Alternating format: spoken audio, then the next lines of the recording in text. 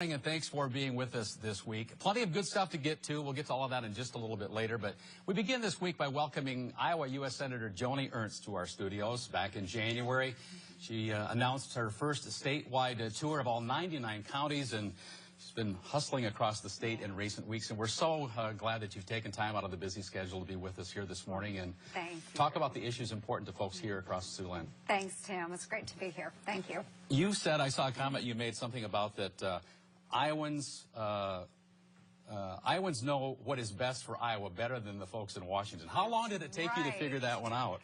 Not long at all. But truly, I'm out on a 99 county tour right now, and what I am hearing from the folks all across the state, they have got great ideas and they've had great challenges, and so I am being well educated on their issues. And we're taking those Iowa ideas and those challenges to Washington, D.C. and see if we can get some things done in Washington, D.C. And you're not doing it in just one corner, but every corner of the state. Every corner. I want you to look back, if you would. Lots to talk about this morning, but let's go back to October of last year when you were in Sioux City. In fact, we were at this table over at Morningside College for the third and final debate with Congressman Braley. It turned out to be a pretty important night. You know, things were still somewhat up in the air going into that debate, and from there, you took the seat. Yes, and again, it was just getting out and reaching Iowans and visiting with so many of them across the entire state and making sure that they heard my message, reaching out, just physically meeting those people and listening to their concerns. And I think that's important. Politicians sometimes forget to do that, and we can't forget to do that for Iowans. Life in Washington has to be just a little different than Red Oak or Sioux City. A lot different. A lot different. Tell us about it. It is very different. The hustle and bustle of Washington, D.C. It's early mornings, late nights, multiple meetings, committee meetings throughout the day. And, of course, the most important part of the day is meeting with Iowans that are traveling all the way to Washington, D.C. to voice their concerns or tell us maybe what we're doing right. And those are the best meetings. They're so important. And then, of course, as we wrap up the end of the week, the blessing is always that there is a commercial airliner waiting to bring me back to Iowa. So I do love it. I enjoy the challenges. And with those challenges, we always have opportunities every day. I hear Senator Grassley has a desk that's as large as your office. Is that really true? I am in transitional offices right now and won't be until into a permanent office, likely until June or so. And so when we do have large groups that come out, if we are able to get a hold of Senator Grassley's conference room, we will go meet there because he has much larger facilities than I do right now. I think even the most casual observer would realize that I think your position in Washington is somewhat unique. You have really kind of dashed right into things. Your announcement of being able to give the Republican response to the State of the Union speech, you see your name mentioned in a lot of important circles. How has that been? Have you felt extra pressure being quickly ascended up the Republican ladder, so to speak? I don't think I feel extra pressure. I think that it's important that I take this opportunity to represent Iowa and represent my constituents to the best of my ability. And we do have a heavy spotlight on us now with, of course, with a lot of visitors coming into the state, into Iowa. But I see this, again, as a great opportunity to do some really good things for Iowa. So it's important that I take the role that I've been given and use it to the best of my advantage. One of the things I know you're talking about with folks across the state, and that's your interest in veterans benefits and making sure we take care of their needs once they do come back home. And the mental health of those folks I know is especially important. And the first bill that you've authored. Yes, several weeks ago I did give my maiden speech on the floor of the Senate, and I took that opportunity to discuss an area that's very important to me, and that is mental health issues for our veterans. Right now, the VA is estimating that it's about 36 days from the time a veteran goes into the VA seeking mental health assistance until they're actually seen. And 36 days is too long. Often veterans, when they're going in, they need to be seen soon. Veterans are tough. They're taught to be self-sufficient and to deal with issues. And when they need that help, they're the only ones that know what their breaking point is. And when they're seeking that assistance, we need to make sure we're providing them that assistance. So what the bill will do is allow a veteran to go into the VA. If he's not going to be seen in an adequate amount of time, a timely appointment, then they can get a written statement from the VA.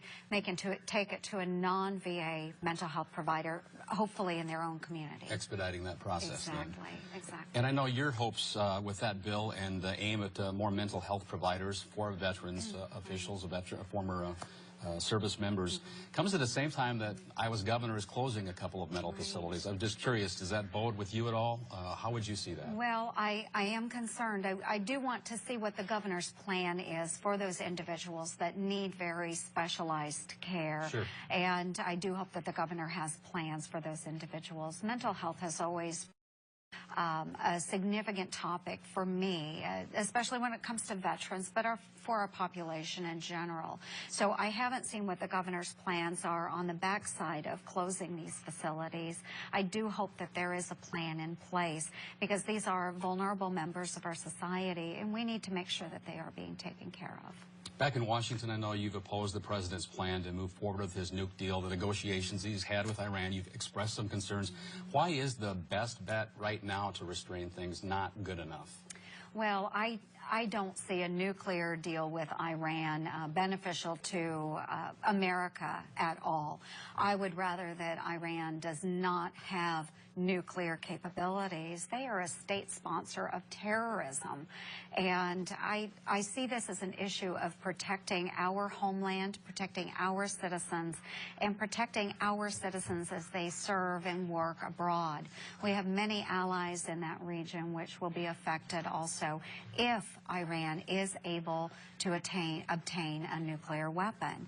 If they continue to develop as they are now, they will have a very short breakout period where they are able to obtain a nuclear weapon, and we can't allow that to happen. And along those lines, you were one of the several lawmakers that signed Arkansas Senator Tom Cotton's letter talking about Iranian's government and their chance to wouldn't necessarily think twice about that. There could be a new administration coming in. Right. Things could change rapidly. And since then, I've seen Senator Cotton say a couple things. He said that bombing Iran's nuclear facilities would only take days and not be another Iraq war. And he's compared it to the 1998 Operation Desert Fox of President Clinton's. I was surprised to see that leap in language. Does it concern you at all, or how do you see that? And that's not a leap that I have taken, but I do agree that any negotiation that is reached between the president and the supreme leader in Iran is only that. It is an agreement between our leaders. Should there be a change in administration, the next administration wouldn't necessarily need to honor that. And because Congress hasn't been involved in that process, any change in Congress, any change in administration would mean that that negotiation doesn't need to be honored.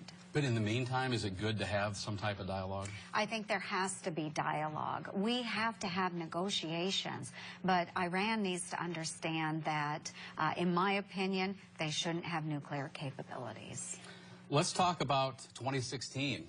The long list of candidates has been strolling our streets. Yes. What will it come down to you? How do you see the Republican field right now? Of course, not many folks have officially announced yet, but how do you see the candidates that are out there, and what will it take for you to back someone?